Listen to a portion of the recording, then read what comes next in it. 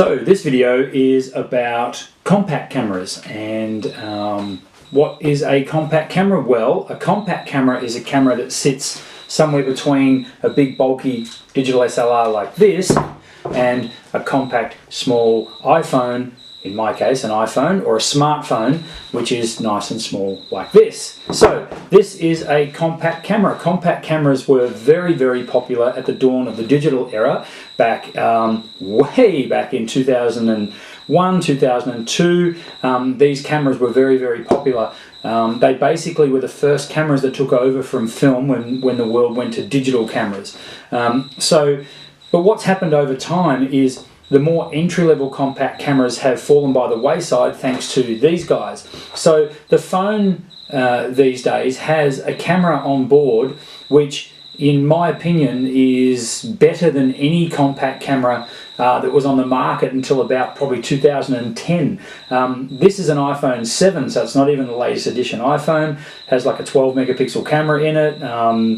It has front and back facing cameras, very high resolution. It's a great little camera, but there are drawbacks and limitations with a camera like this. To give you an example, the camera on this, which I'm just going to use to take a little photo of my cameras, like so, the camera on this is limited because it won't, for one, allow you to shoot a RAW file. That camera is not straight.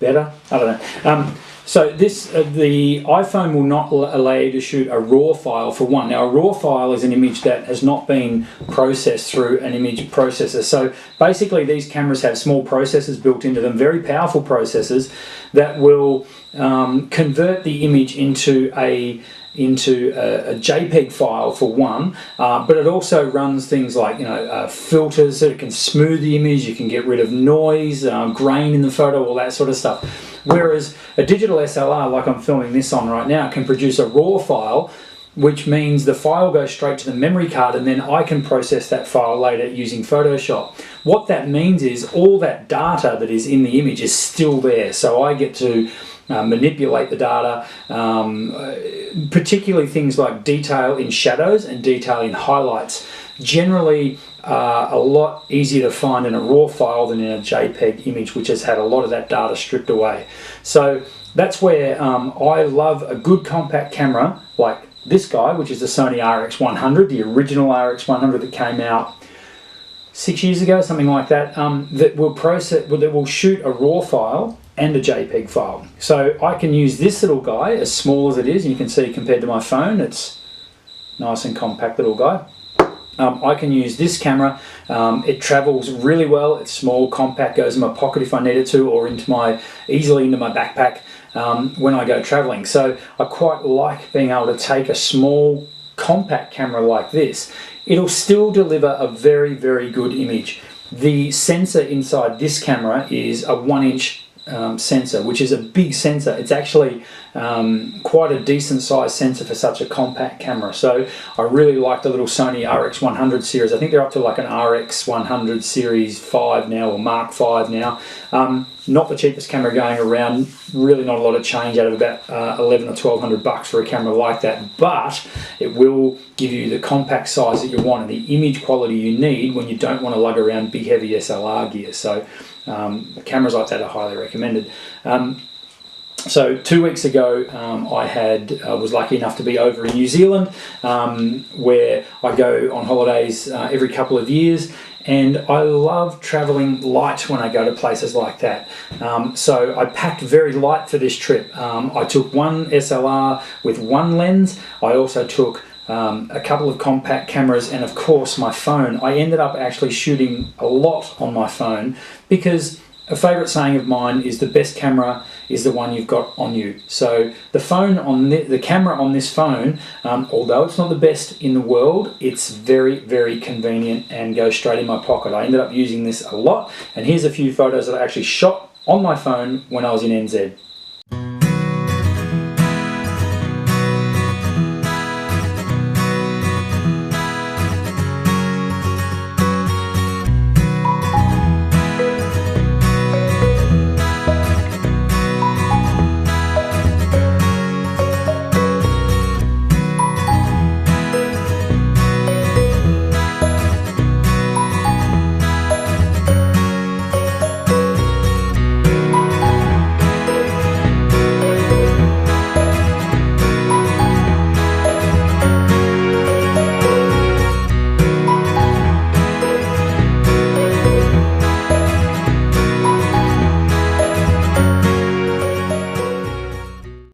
So as you can see, not bad image quality out of the old iPhone.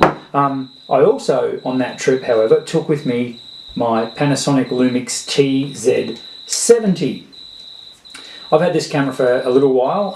I absolutely love it. It's done a stack of awesome photos, and I do shoot a lot on compact cameras. Even though I am a so-called professional photographer, I still use compact cameras a lot to take photos, and the TZ70 has been right at the forefront of that. It has a 30 times optical zoom. It will give me a RAW file, which I absolutely love. It also shoots darn good video and also has an eyepiece. So in bright sunny conditions, when I was using the screen, if I couldn't see the screen very well, I could flick to the eyepiece and just put up to my eye and take images like that. However, on this trip, I managed to destroy my TZ70. The TZ70 has got a great big zoom lens that comes out, which I'd love to show you, except mine has now had it because I got the lens kind of filled up with dust. This is how I did that.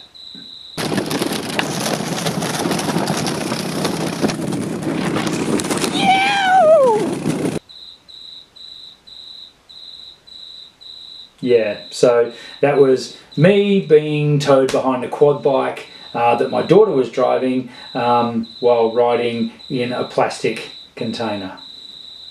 I was wearing a helmet and goggles. Anyway, dust poured into this and absolutely killed it. The lens wouldn't come out anymore. In fact, if you try and turn it on now, I think it's going to attempt at saying, please wait, system error, zoom. I then tried to clean it myself. I ended up pulling the ring off the outside, and look, I really just made it worse. It was on its last legs anyway. It was time to update this camera, but I'm a bit sad to see it go, and I will more than likely be getting the TZ90, which is the new version of this, which retails for about 600 bucks. What I should have done was use this guy, which is my Olympus TG tracker, which I absolutely love. This is my, I hate using the phrase GoPro, but everyone knows what a GoPro is. This is my answer, or it's actually Olympus's answer to the GoPro. I love this little camera. It's absolutely fantastic. So I highly recommend that you check out this. I'll be doing so I highly recommend you check this guy out. I'll be doing a much more comprehensive review on this camera on this channel later on, but I have shot a heck of a lot of footage with this little guy. It's been absolutely awesome. So, so there you go, guys. Just wanted to basically tell you about compact cameras and just let you know that there are still plenty of options around for you if you want to travel a little bit light and you don't want to necessarily have to lug around big heavy SLR gear to get great photos, both from a compact camera like this or from your phone. Another video that I'll be doing sometime down the track will be how to get better photos out of your phone as well, because there's not a lot. Can you hear that? That's my big light that the fan has just switched on, so it's telling me that it's time to wrap this up because it's starting to overheat. So I'll be doing a video later on also about using your smartphone as well. So that's it. Hope you enjoyed the video tonight. See you for the next one. Don't forget to hit that big subscribe button and also hit the little bell so you get notified when these videos come out. And if you've got any questions, comments, or you want me to do a video about anything particular, leave a comment below, and we'll see you in the next video. Bye for now.